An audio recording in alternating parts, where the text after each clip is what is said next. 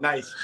How's it going, everyone? The Midnight Trade is here with Mike Kroeger, bass player for Nickelback, and once again, our good friend Pat Miletich, UFC Hall of Famer, and he just arrived on his train right now, so welcome to have you back.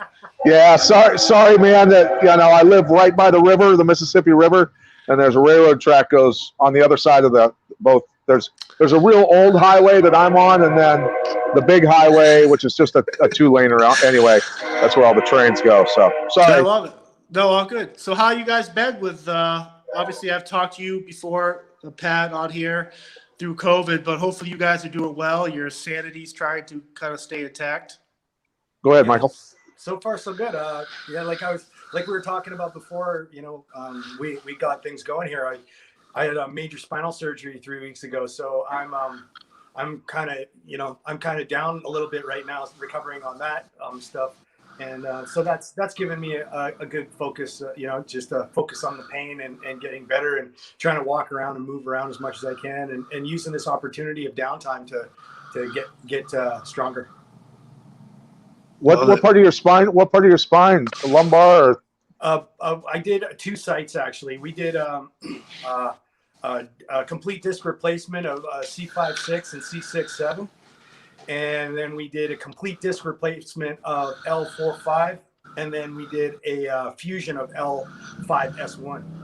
Wow! So I got a zipper in my neck here, and one in my belly. They do everything from the front, which is really cool. Wow! Yeah, no, my C5 and C6 and C7 fused together on their own. Oh, you got that natural thing. Okay, that's good. Good for you. The doctors, when I originally heard it, said that I had to have surgery. It was mandatory. I went to a couple different surgeons, and they all said the same thing. Then I went to my cousin at Johns Hopkins, and he looked at my MRIs and said, "I'm an idiot. I have to have surgery," and I didn't do it, and it did what they would have done anyway, fused together on its own.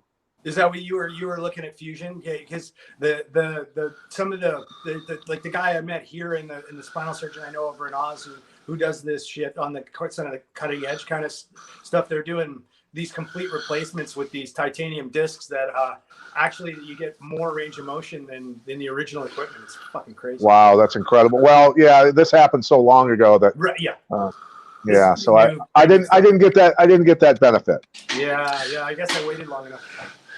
Mike, I guess we gotta jump into it. As a bass player, obviously, I don't think people realize when you jump around stage with a bass, it can weigh how much does normal bass weigh. In the years of doing it, the wear and tear on your body did you come to a point where you're kind of like, man, like when did you realize that there actually is wear and tear in your body? A long time ago. Maybe it's just me, but I think I started off with a relatively weak body in the beginning, and I never really was that physical in my younger years. And then as we started doing this, coincidentally, I became more physical and more interested in violence and exercise, as well as playing more and more. And my body just did start breaking down. The estimates are probably that this thing has been on fire for about 20 years. Right. I've had these problems because I had all these conditions in my body that I couldn't understand why they were not getting better. My hands felt like they were on fire all the time. My wrists and forearms were all fucked up all the time. My elbows, biceps, triceps were always really bad. And also my shoulders and my upper back were weird too. And I got of course, all the smartest people around that, are working on me. And then it just, how it works. You meet the right person and the right person kind of decodes you. And I met a guy who was like, this is all your neck, right? And I was like, what do you mean this is all my neck? And he goes, all those conditions, all these problems you have are in your neck. You should go and look in your neck. You stop looking in your arms and your hands, look in your neck. And then we did.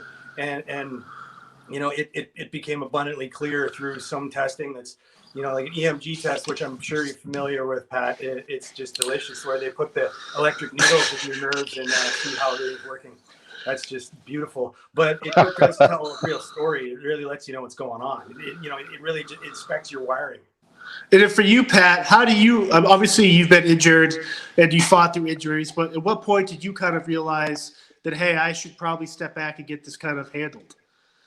Well, what happened to me was, and of course, over the years, I've had neck injuries and other injuries, training, but I was training to fight Frank Trigg, and I got hit with a bomb left hook out of nowhere. We were kind of warming up, and the guy that I was sparring with he's a really heavy-handed guy.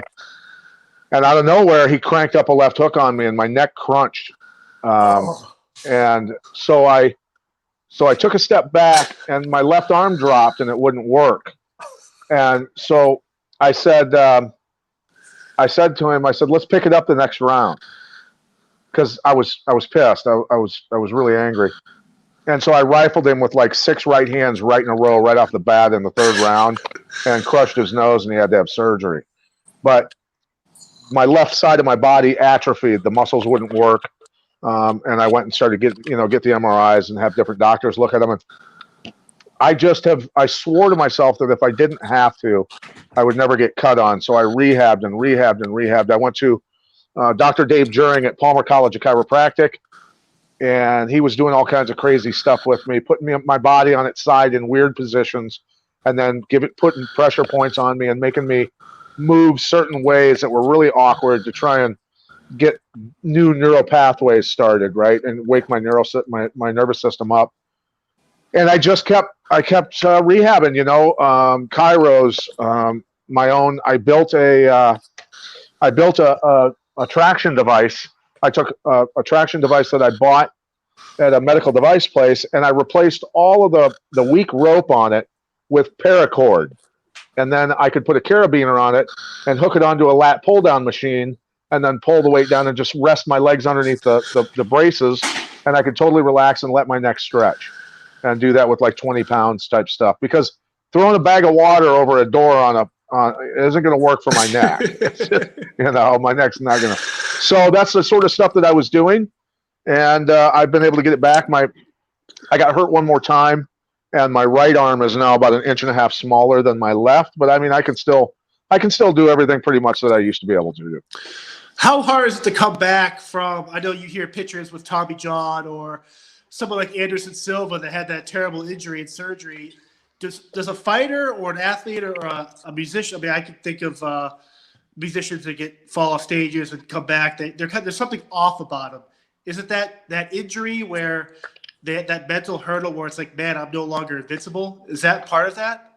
Cervical spine injuries for athletes that are getting punched, or football players or whatever. I was never the same mentally. I was never that guy. Even though I did a fight, it wasn't Michael Nunn and I. Michael, who was one of the best, probably for 4 years, I think he was the best pound-for-pound boxer in the world. He and I have been friends for years. We did a fight over the summer. I was nervous going into it, but I rehabbed my neck like crazy. The big pull-up band, the pull-up assist bands, loop that around something and then put it around your head, and it grips. So you can do all the rotation stuff and everything you want to do. So I built my neck up. He hit me with an uppercut right early in the fight, and I went, okay, I'm good. I'm good. It didn't hurt. Nothing bothered me. But I was never the same guy after the neck injury.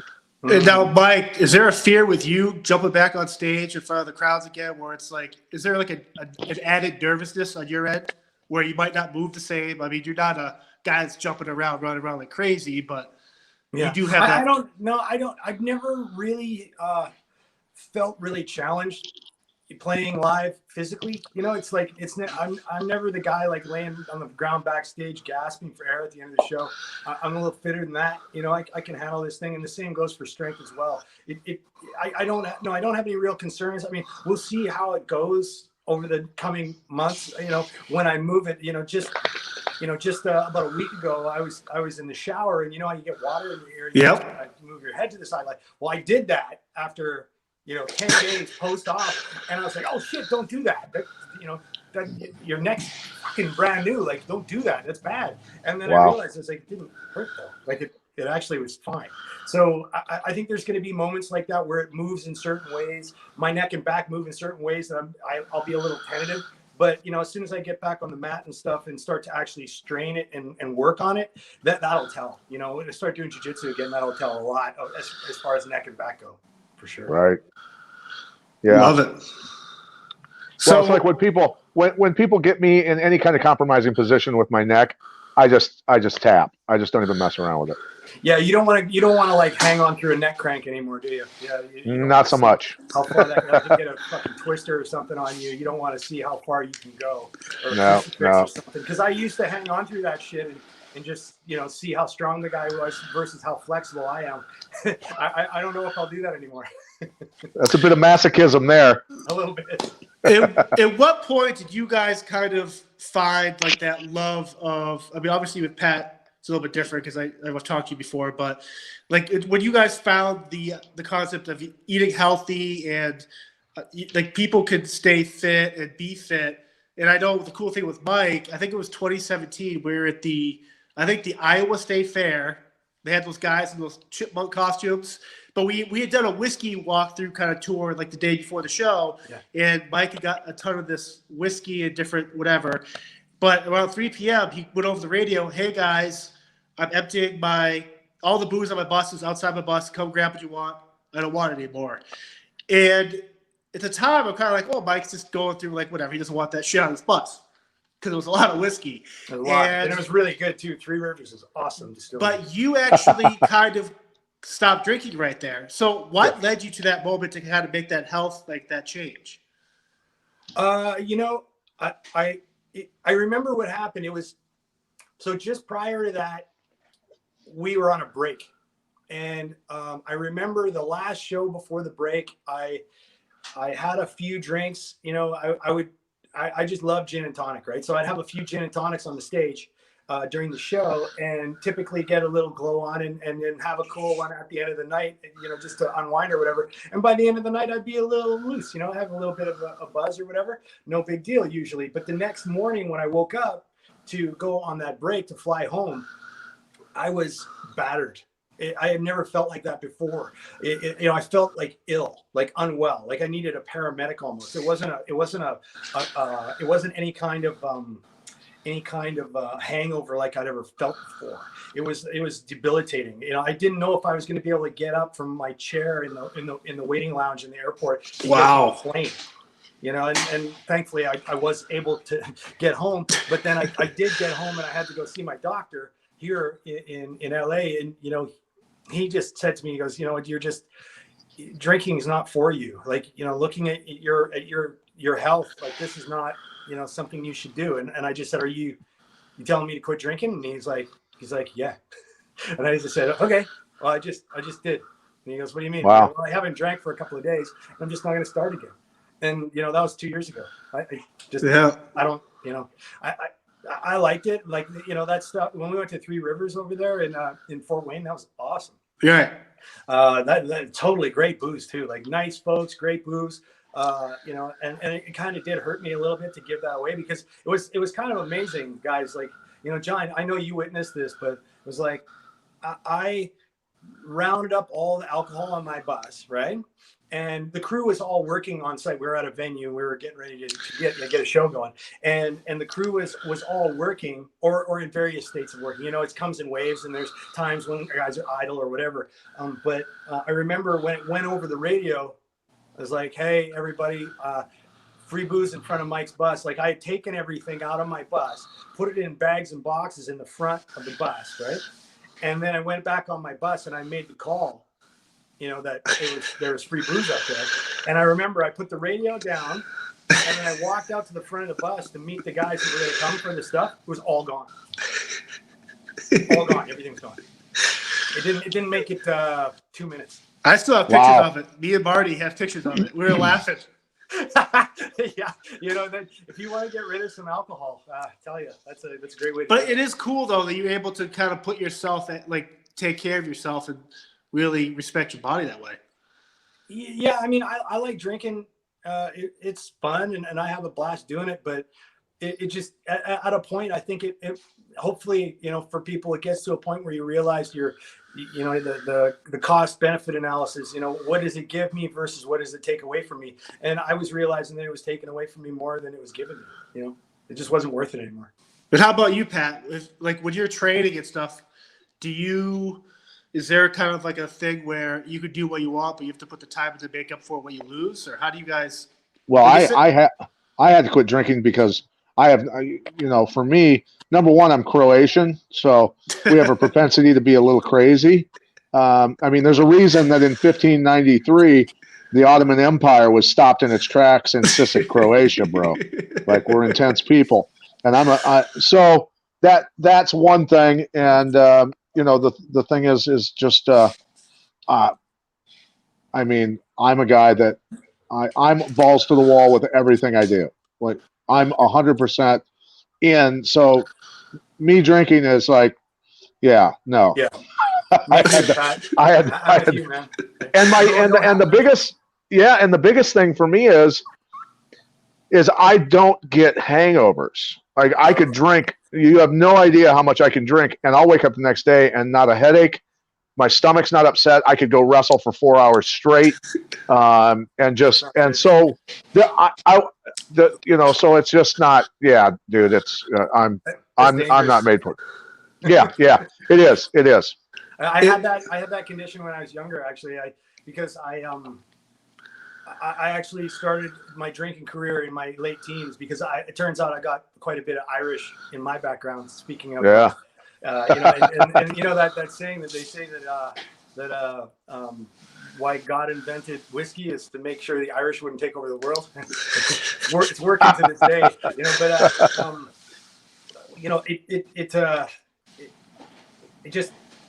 when I was younger, when I was in my later teens, and I started, where I grew up, it was legal to drink at 18, right? So that, and I was drinking long before that, but then we would play I was starting to play rock shows and stuff in my 18, 19, 20, and I remember I played a show on New Year's Eve, and when I was 19 years old, and got paid in cash, and I got given more money than I'd ever seen.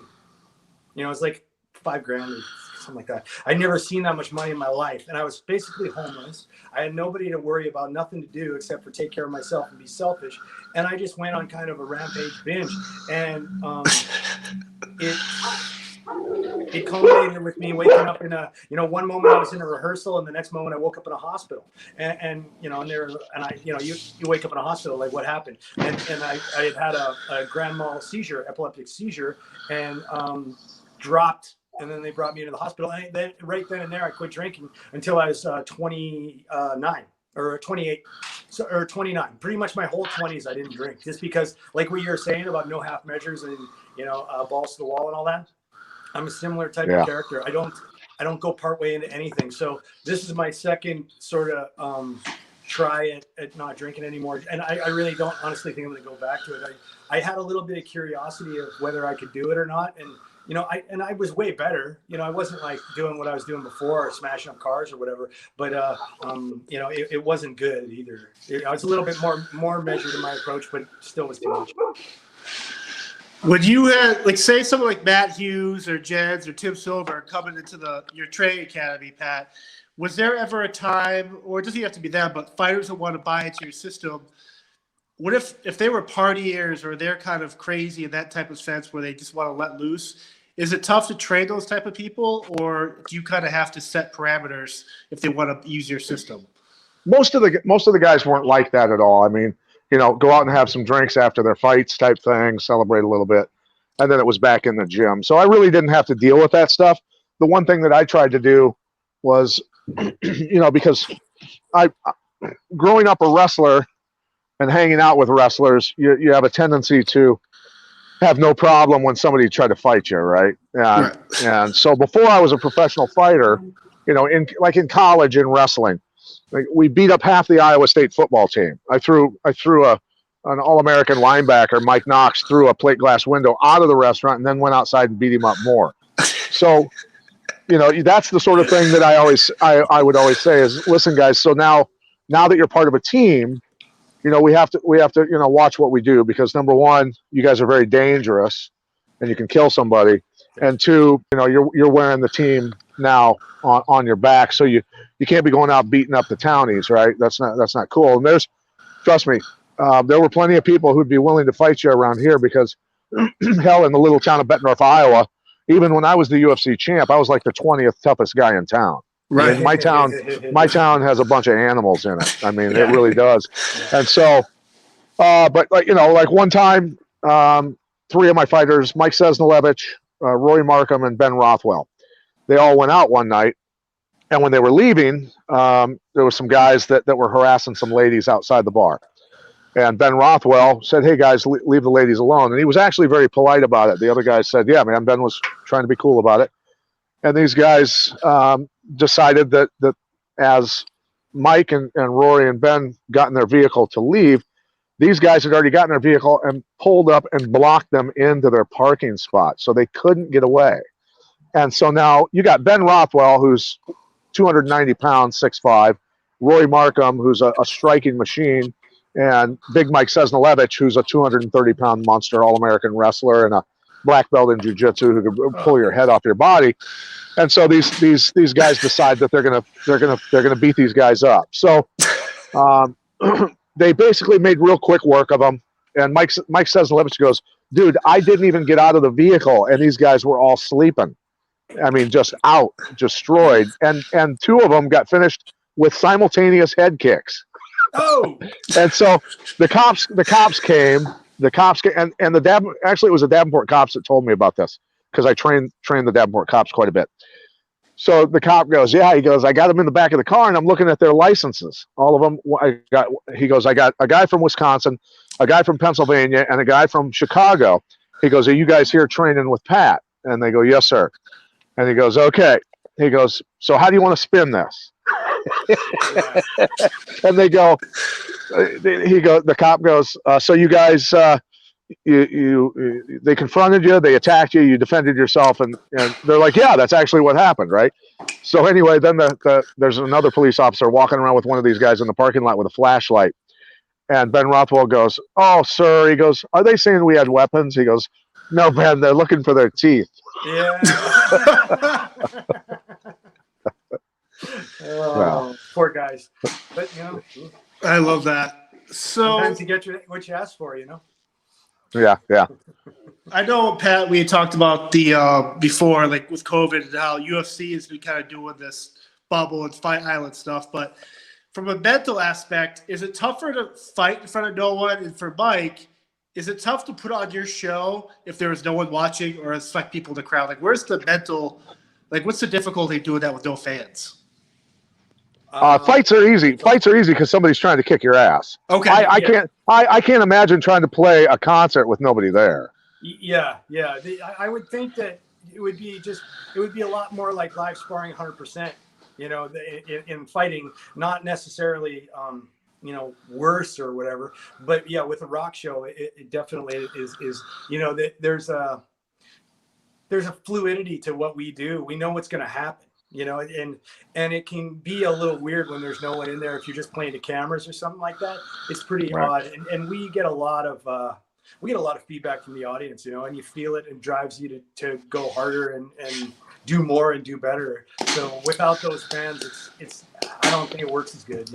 I think a lot of sports that can be seen on television are good, but as far as like rock shows go, I think it's going to be kind of compromised. I don't think it's quite as good.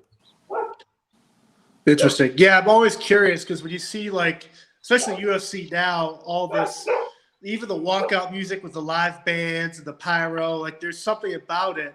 Then you don't have the reaction, but every time someone throws a bomb or a kick, it's just, I'm always just kind of curious about that. Well, I've been calling fights for quite a while now during all of this. Right.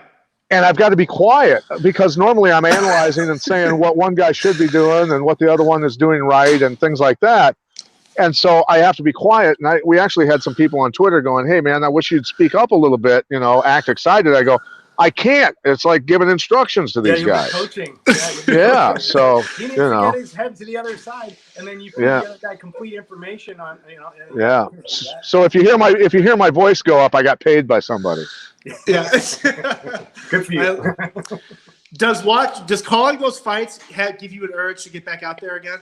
Or No, not at all. Okay. Not at all. I mean, when I fought Michael Nunn this summer in the kickboxing match, I did that to launch my internet pay-per-view company. Yep. I have no desire to get punched in the face. And I told Mike that. He goes, "Are you planning on fighting after this?" I go, "Dude, I don't even want to do this. I'm just doing this to launch my internet pay-per-view company." Right. Love it. Great. Mike, how did you get down into the BJJ world? Is that something you've always kind of dabbled in, or was there like a catalyst that kind of made you want to pick that art? I can't really remember what happened. Somehow I got introduced to somebody at the Carlson Gracie School on the island of Maui. And I don't know how that happened. I can't remember who took me in there in the first place, but I did go in. And I remember now. I was taking my son in first. That's right. I was taking my son in to train, and then I got hooked. And from there, it's just been all fun with Brazilian Jiu Jitsu. Now I train with Higa Machado here in Hollywood, he's in Beverly Hills, not far from my house. But I've trained all around the world with people, and I love it. I love getting on the mat with people wherever I can, whenever I can. No matter what, wherever I am. Because there's so many great people out there to learn from. So in almost every city in the world, there's a high level person that you can learn something new from. Right. How many years have you been doing jiu-jitsu now, Michael? It's been on and off for several. Really only on for real for about the last year and a half. And, okay. The trouble is my music career kind of screws up my timing, so I can't really get the required amount on the mat that I need to do when I'm on tour. It's hard. It's just really, really hard to do. Yeah, hell yeah. To be at home to do that, and thankfully, I've had a long enough break, and before COVID came to get us, I was doing really well and getting on the mat, several times a week and getting going, and I wear the blue belt now, and I was on my way, getting things going, but it's just stopped me completely now. Just around here, I don't feel safe training here. There's too many people. For you, Pat, do you still when you kind of show up, obviously you might be the center of attraction per se, but do you still have a rush of, if you're in a certain town, to train or at least talk with someone that you kind of hold at high standard? What I like to do, to be honest with you, is I'll stop in every once in a while in a martial arts school and just sit down and watch. Right. Just be a fly on the wall and observe, how they teaching techniques. Are they good with kids? That sort of stuff. My favorite thing to do by far is to teach, and I love teaching kids. I absolutely love teaching kids, and law enforcement and military as well. And so I like to watch. I'll get in and work out with people a little bit. I beat on the heavy bag still. I do functional fitness type stuff and things like that for my workouts. But I don't get in and get crazy anymore, just because I don't want to end up raising my kids from a wheelchair. No, you've done enough, but you put enough round time. You're good. I still, the main thing for me is staying in shape and being able to throw punches, be able to move correctly, things like that, in case I have to defend myself or defend my family. And that's kind of where it's at. And I wrestled since I was 5 years old. I can still wrestle pretty good. Right. I wouldn't want to push that. Mike, you actually kind of trained with Eric the Trainer, Billy Blanks. So working with guys like that, how has that been for you, for your kind of mental health? Well, beyond everything, really, those guys have become my really good friends. Eric the Trainer has become like a brother to me, and Billy Blanks is he's like Uncle Billy now. And so I love these guys, but they've given me a real community. I've learned that I have a really, really positive community here in Los Angeles. So not just those guys, but a whole bunch of friends that come along with them. Just this whole sort of gym cult, group that we all hang out together and see each other socially as well as in the gym. It's great. Love that. To kind of step back, I remember when last time we were in Philly with you guys years ago, Renzo Gracie came to the show. Oh, yeah. And he was like, hey, here's my number. If you're ever in town, let me know. Well, I was there last summer with Shinedown. I texted him the morning of and hey, man, I'm at the show if you want to come out. Literally 20 minutes before these guys hit the deck, he goes, hey, I'm backstage. Yeah. And I'm like, do you need help getting in? He goes, oh, no, I talked my way back here. And I'm like, one, okay. Two, I'd love to be a fly on the wall, hear this guy talk to some local security guy. Yeah, they all know who he is. And, and the thing is the venue you're talking about is actually, it's the PNC Amphitheater in Glendale, New Jersey. See, he lives like a quarter of a mile away from there. Like it's a light walk to his home from there. So everybody knows him, and he knows everybody right there in Homedale. Like he's fairly famous guy aside from the from the martial arts world. There, everybody knows him. He's big in the community, and everybody loves him. I mean, that's what happened when we played there. When I invited him out, I told him, "Hey, man, let me know when you want to come, and I'll leave your name at the gate with the security." And then I came out of my bus, and his car was parked by my bus. I'm like, "What did you do?" And he's like, "Oh, I know all these guys." Just let me in. He's a very, very fun guy. He's turned into a real deal friend. And Enzo's a hell of a guy. Really love him. Now, Pat, can you touch on, is there actual drama between the Machado family and the Gracie, or is that something that was kind of manufactured at the beginning? You know what? I have never even really asked about any of that stuff. I thought maybe there was some friction for a while between maybe the Gracie cousins or something, but I haven't really. And the Machados are great people. I love the Machados. They've always been really nice to me. I've always gotten along with the Gracie family really well. So, besides the fact that, I've never seen a crowd it was kind of a sad moment, actually, when Matt fought Hoyce in LA and dismantled him like he did. It was kind of, obviously I'm rooting for my fighter, but it was the entire crowd was just crushed. I mean, it like ripped their souls out. And, the funny thing is we had done a movie previously with a Paul Walker film in Mexico, myself and a bunch of guys from my camp. And we played bad guys in the movie, whatever, right?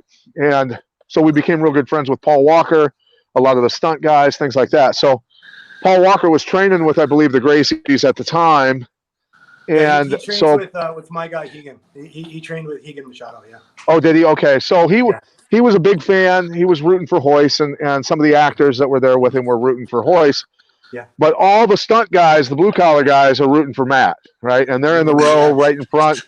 They're in the row right in front of Paul and all of his buddies. And I turn around at the end of the fight, and I see all the stunt guys, Oakley, Lemon, and all his buddies, are all standing on their chairs freaking out. And Paul and his buddies are just going, "Oh my God, like what just happened?" Yeah. So, but besides that, and then it was but it was just a better athlete who was highly trained, much stronger, much faster, a guy that wrestled, was a 4-time All-American D1 wrestler. I mean, that kind of animal you just don't, you're not going to do very well against unless you are really, really, really, really ready to go and strong and everything else. Yeah, that was a special time. I don't know anything about the beef between the Gracies and the Machados. I know that there's sort of always little skirmishes in the family, usually over territory.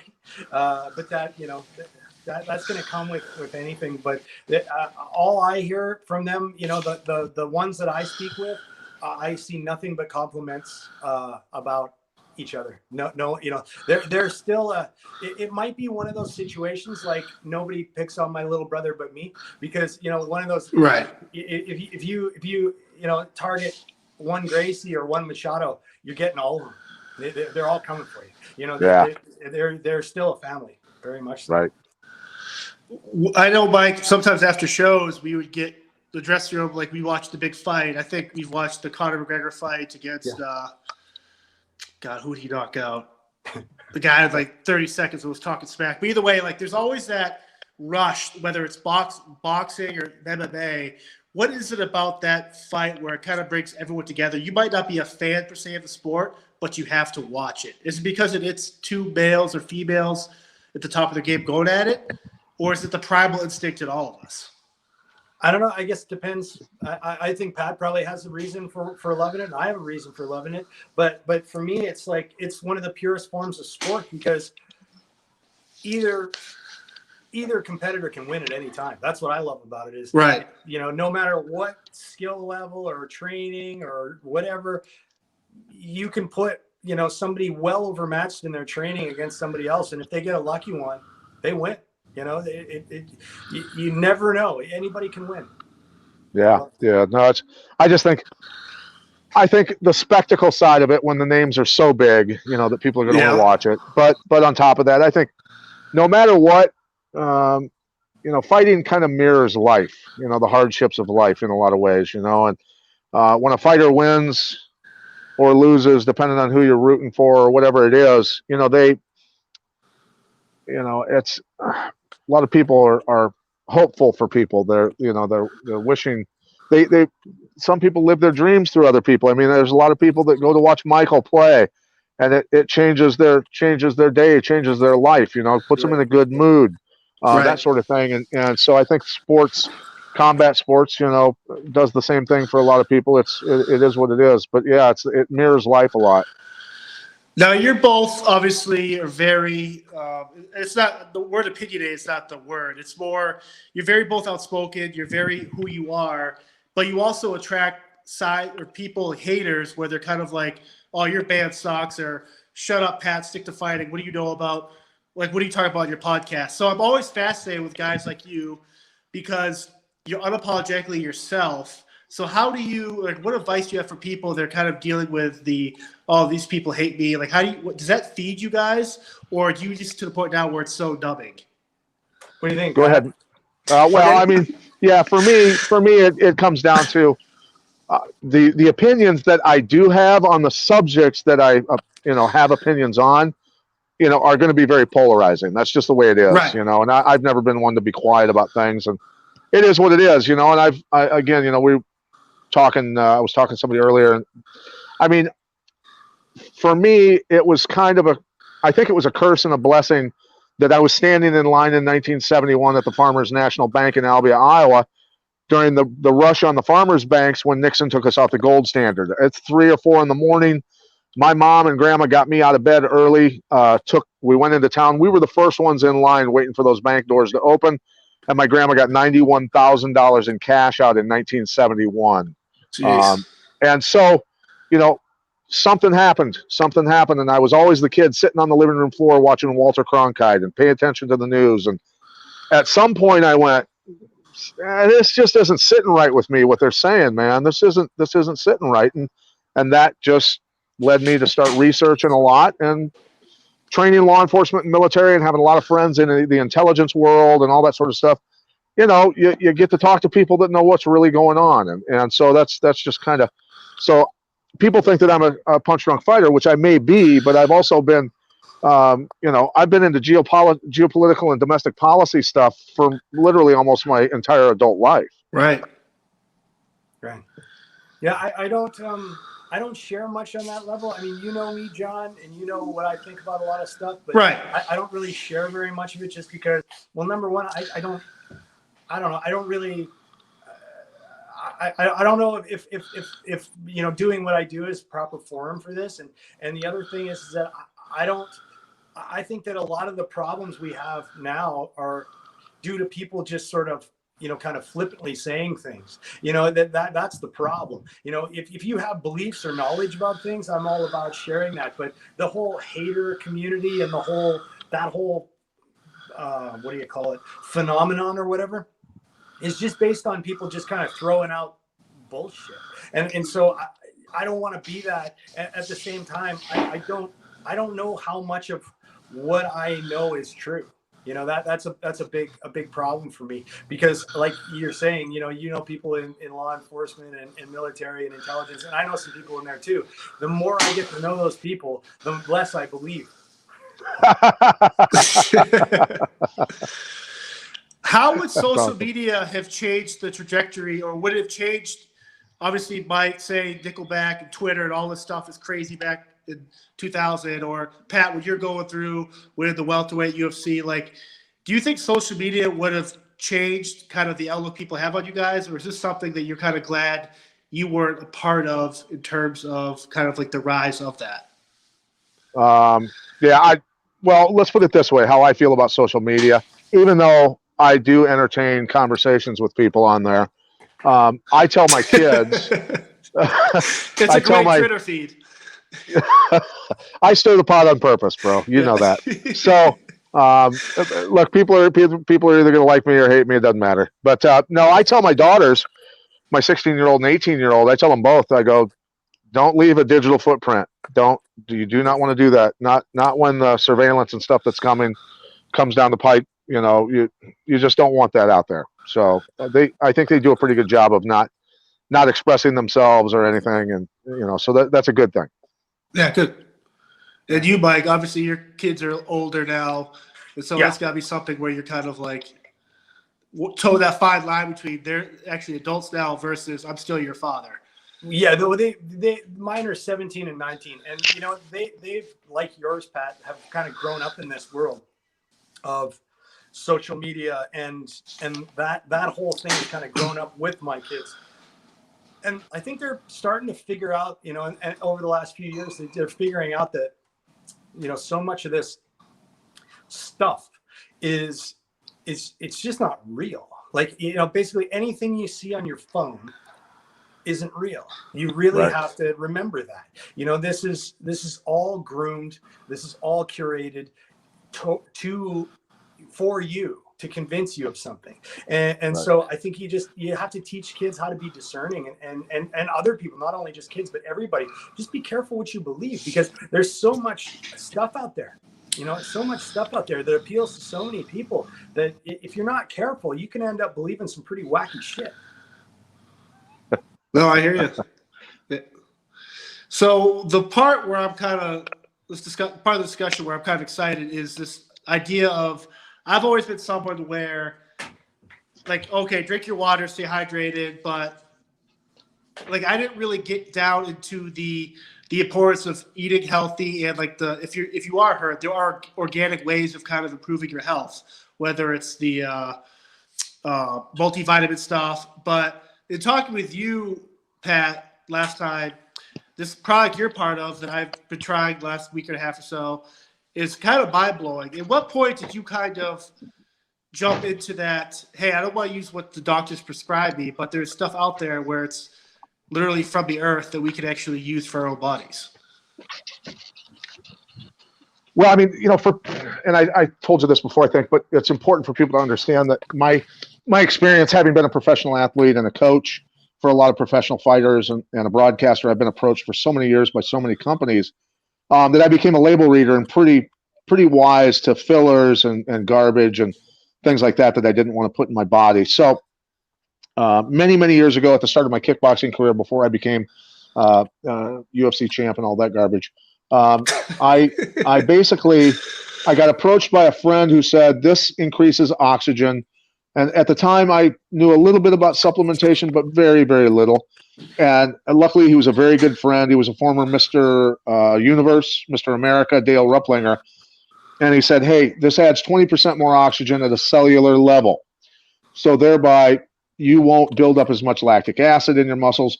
And when you run out of oxygen in your muscles, they start to burn sugar for energy. The byproduct of burnt sugar in your muscles is lactic acid. So I said, all right, I'll give it a try. And about 5 days into that product, I was sparring with really high-level pro boxers at the time. And I realized where I would go 4 rounds and be gassed, absolutely gassed. And because I have respiratory damage from black mold growing up in the basement of a house that flooded every time it rained. So I've had damaged lungs for forever. Well, all of a sudden I did 10 rounds and I wasn't even tired. And I went, what in the hell is going on? This product might be working. So I ended up staying on that product through my kickboxing career, through my entire MMA career, and got all my fighters on it and made them swear to secrecy to never let that information out, because we were known for our endurance. We could train like madmen, and we could recover. So anyway, excuse me, my friend called me, and he told me about this product. And he said it's 45% more oxygen at a cellular level. It's totally plant-based, organic, and they use no chemicals in removing the fulvic material from this 60,000-year-old bog mud. And the minute he said 45% more oxygen at a cellular level, I went, it's over, man. It is game over. This is going to change everything. World records are going to fall. This is going to be nuts. Yes, I want it, and I want it now. And so my kids' practices totally changed. 10 days into it, without having done any real running for over a year, I did 22 miles on Memorial Day just to honor the veterans. And I said, I'm going to be sore the next day. I'm going to be hurting. Woke up the next day, was hardly even sore at 54 years old, and went and did a 5-mile recovery run. So the things it's doing, John, is I can't even wrap my head around what this is doing for people's health. from people with diabetes to cancer to rheumatoid arthritis to athletes to across the gambit, because you're simply putting in your body what you're supposed to have, what we're all supposed to have, but we've eaten food, we've grown food in the same soil for so long that it's void of any real mineral content. So the minerals that you buy on the shelves most of the time are man-made. They're not even real. They're not organic, so your body's not going to absorb them. So that's why this makes such a huge difference, is it's organic.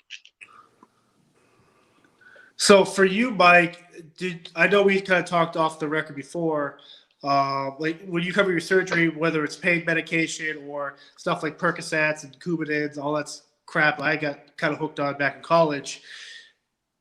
Where are you kind of at in terms of, if you could do it organically, like you want to go that route, obviously. So is there stuff out there where you're kind of like, maybe I should try this? Or how do you decide what supplements you kind of put in your body? I've just been kind of, so far, just been going with what works and trying to keep it simple. I think if you have the financial ability and the will, you can get out there and try damn near anything. Everything's out there for a price. I think for me, it's keeping it simple and making sure that what I'm cat. My cat's just being an idiot. I think if you just have to listen to your body and try things. I'm willing to try things all the time. Like when you showed me that product, I'm like, yeah, shit, I'll try that. And if I see a result, like especially an outsized result, then of course I'll continue to use it. Yeah, I'll try anything. See, try it. So I started about 10. Though tomorrow will be the 10th day. It's twice a day. I do like the quarter of a teaspoon or whatever. Half a teaspoon. Half a teaspoon twice a day. And the first 2 days, I'm kind of like, man, there's like this weird, just chalky kind of taste. I'm like, whatever. But as I do it now, like it's almost like as soon as I drink it, like a half hour later, I feel like I'm able to maintain kind of what I was leading up to that before I had to drink it. And it's like this weird kind of, my sleep pattern feels amazing.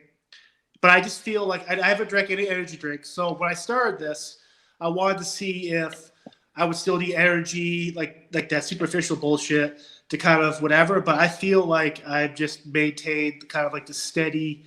I just feel great. Now, I haven't gone on any runs per se, but the mental aspect of just drinking that twice a day and measuring it out, like there's something very therapeutic about it. That's good. No, you start pushing your workouts. Trust me, start pushing your workouts.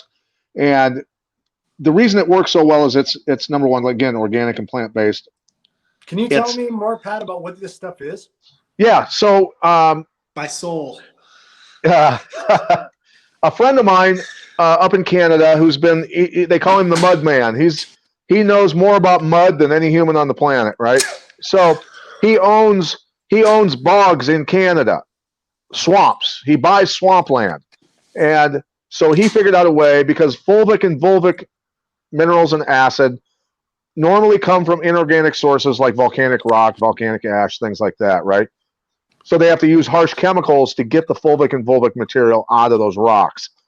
Well, this is organic to begin with. It is 2,000 types of decomposing plants that have decomposed for 60,000 years. So this stuff has been there forever. So he takes it and doesn't use a chemical process. He uses a CO2 pressurized process and a freeze drying process to basically get the real nutrients of this mud into a powder form in these bags. And they've got other stuff too that's just all fulvic material. It's one product, but anyway, so it's nanonite in size, so it can travel in and out of the cell walls. And as it goes into the cell, it delivers oxygen and nutrients. It's got 60 times its carrying weight to do that.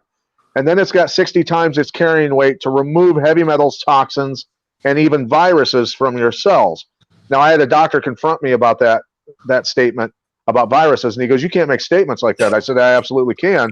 There's documented research on this product." And so I said, go read the research. The doctor went and read the research. He said, "I stand corrected. You're right."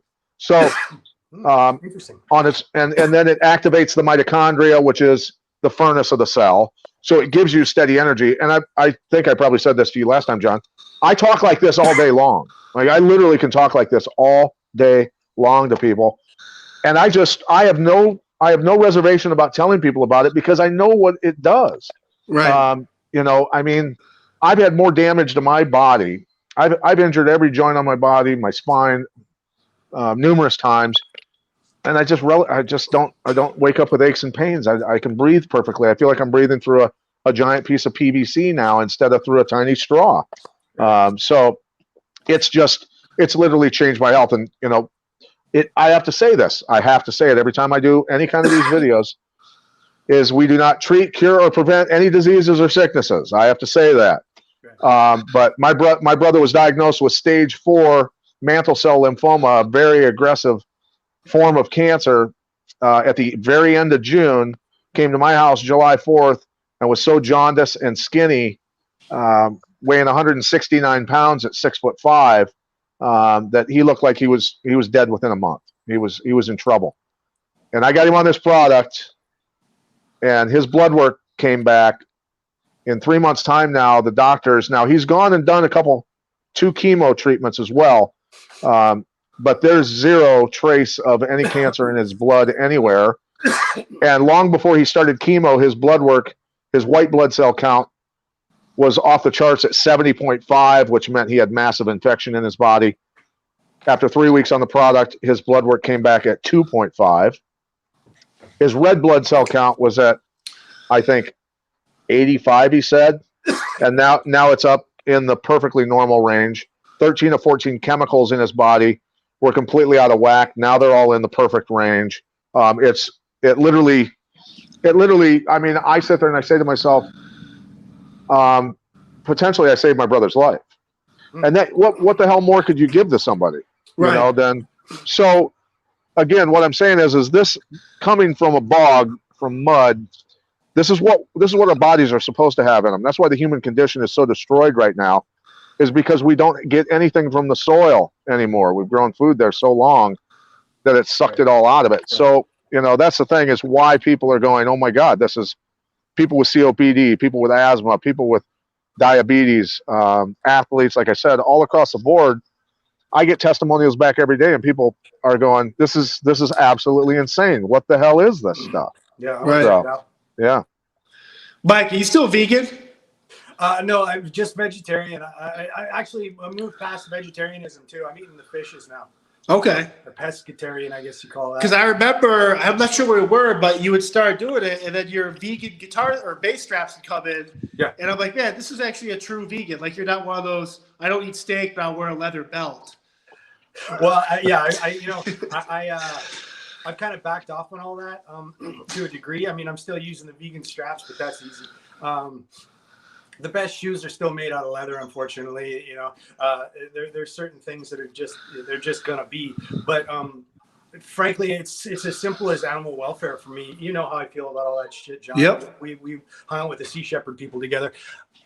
I don't, you know, I don't not eat meat because I don't like it or because I think there's anything wrong with it. I don't eat meat because the only way I would eat it is if I kill it. And I just don't hunt now. You know, I'm just not hunting. Whereas that could all change, and then maybe one day, or maybe I'll learn how to field harvest cattle. I don't know, but that's the only way I would go about doing it. Just because the system that brings us our meat now is just horrible. Yeah. Fascinating stuff. Yeah, I'm always kind of, I don't feel bad for people. They're like, well, I'm heavy, or I'm tired all the time. Well, there are stuff out there you could do perfectly free. And the fact that people don't even do that type of stuff, it makes me kind of feel like this sense of anger, kind of like, man, I can't even spend time feeling bad for you because you're not even putting the time in yourself. Right. And that's what we all have to do. Yeah, we all have to look after our vehicle. You know? Right. This is what we're in charge of here. So, you know, keeping it healthy and strong and taking care of it is that's. I don't know why you wouldn't, but so many people don't. Right. So, Michael, you'll have to get me your address, and I'll have some black oxygen sent out to you. Oh, awesome! I'd love to check this out. Might be part of speeding up my healing process.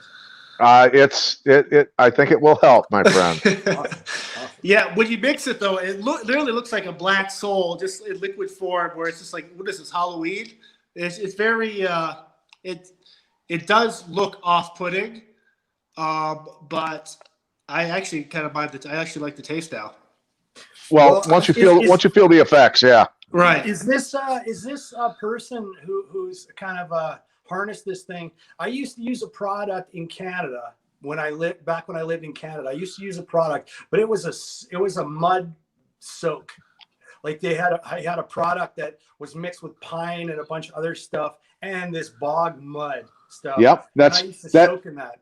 Now he figured out a way to make it so that you can put it in your body instead of on your body, so it heals. So you can put this powder in your tub if you want, and it'll soak in through your skin to heal as well. But you can put it in your body and heal from the inside out. Cool. So you reckon that's the same guy? His name is Mark St. Onge. He lives in Quebec. I don't know the name. It's been many years, but I remember using that product, and I can't get it down here anyway. Yeah. Well, he started out packaging mud in his garage and shipping it out. Cool. Yeah. So how does someone? And I love that we're talking about this mud. How does someone like that kind of find out about that? Now, is this person doing research like you are, Pat or Mike? Like, how do you fall upon this stuff where it's like? Yeah, good question, John. Well, he's been in the mud business for 30 years. He knew about the European spas, the mud baths, all that for 30 years. And so he had to put his mind to it because companies were using chemicals to suck the fulvic and vulvic material out of rocks and this and that. And he said, if I can just figure out a way to have no chemicals in this process, I'm going to change people's lives. I will literally change people's lives. And so he finally figured it out. And I honestly think he should be nominated for a Nobel Prize. That's how powerful this is. It's absolutely incredible. But then we could hit on big pharma too, because you would think there is a trepidation on their part where they don't want this kind of get out, because now you're kind of taken away from all this chemically enhanced stuff that they want to prescribe to us. John, we do not treat, cure, or prevent any diseases or sicknesses. That's all I just have to keep repeating that, buddy. I just have to keep repeating that. And that's the main thing. Hey, look, there's going to be millions and millions and millions of people who are going to continue to take pharmaceutical products. They are going to. They will never have their minds changed, and I'm okay with that. That's their life. They must live their life the way they want. I choose to go a different route, and I swore to myself that I would go to the grave having never been on pharmaceutical products. Yep. Good. No, I love that. Yeah, I remember back in college when I broke my hand and collarbone playing lacrosse. They gave me like these Percocets or maybe Coumadins, but they're like, we'll take 2 a day. But they gave me like literally 30 days worth. And for like the first week, I was like, man, this feels great. And I started taking them. And then I went through that whole pack probably within 2 weeks, just because that fake sense of whatever. Yeah. And when you go back in the check, like, well, do you want more? And like my buddy at the time was like, man, I don't know. Like my roommate, he's like, I don't know if you should really, like, I don't know if you need it. Like, you don't look like you're actually in pain. I think you're just taking it just because you can, and it makes you feel like this false sense of whatever. Just fascinating stuff. You're taking Coumadin? Really? Or I don't know if it was Percocet. I think it began with a C too. Oh, okay. Some blood thinner. So it's like some sort of Oxycontin, though. Yes. Oh yeah, like Oxycontin, Percocet, one of those. Yeah. Oh, okay. Oh, I see. I understand. Yeah. Pain, like opioid, some kind of. Yeah, opioid. but it's just crazy how like, just take this, you'll be fine. And it's like, I feel fine, but what happens when I'm off of it and I still miss that rush of that false sense of being super healthy? Yeah. Straight from the poppy fields of Afghanistan. Yeah, I love it. Daisy cutter. So I want to thank you guys for this. This was a blast.